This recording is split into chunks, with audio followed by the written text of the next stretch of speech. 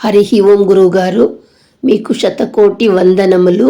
శ్రీశైలంకి వచ్చిన ఆత్మబంధువులందరికీ నమస్కారములు.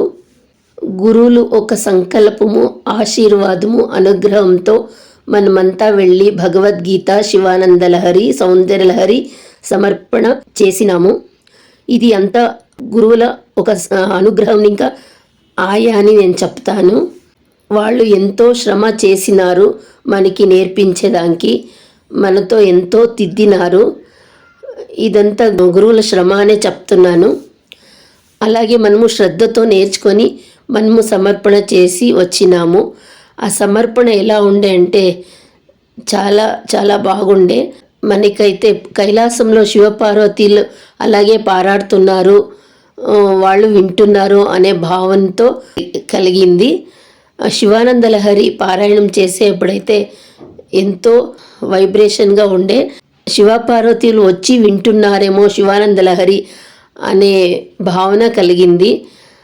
చాలా చాలా బాగుండే గురువుగారు. ఎంతో ఆనందంగా ఉండే. ఆనందం ఎక్కడ ఎలా ఉంటుంది అని ఇలా అర్థం చేసుకున్నాము గురువుగారు.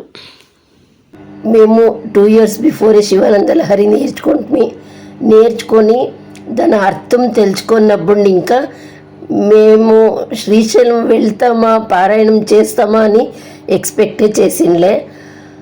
అయితే ఈ రూపంలో పోయి మేము పారాయణం అక్కడ చేస్తాము అని సత్సంగ్ గ్రూప్లో పోయి గురువుగారు ఆశీర్వాదంతో మేము పోయి పారాయణం చేసిండాము. చాలా చాలా బాగుండే. నేను శ్రీశైలము ఎన్నో నాళ్ళు ఇంకా చూడాల, 30 years బిఫోర్ చూసింది.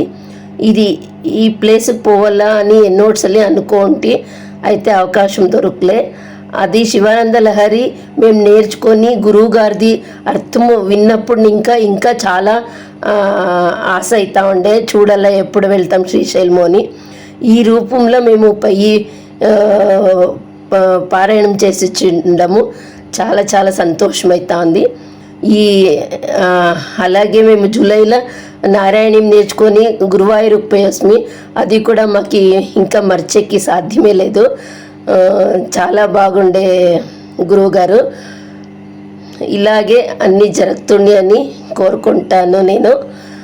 ಮತ್ತು ఈ ప్రోగ్రామ్ ఆర్గనైజ్ చేసిండే ప్రతి ఒక్కరికి ఒక బస్సుని ఇంకా పట్టి ఒక ఫుడ్ అక్కడ హాల్ అరేంజ్ చేసిండేది, చైర్స్ కానీ మైక్ కానీ అంతా ఆర్గనైజ్ చేసిండే ప్రతి ఒక్కరికి నేను కోటి ధన్యవాదాలు చెప్తున్నాను గురువుగారు.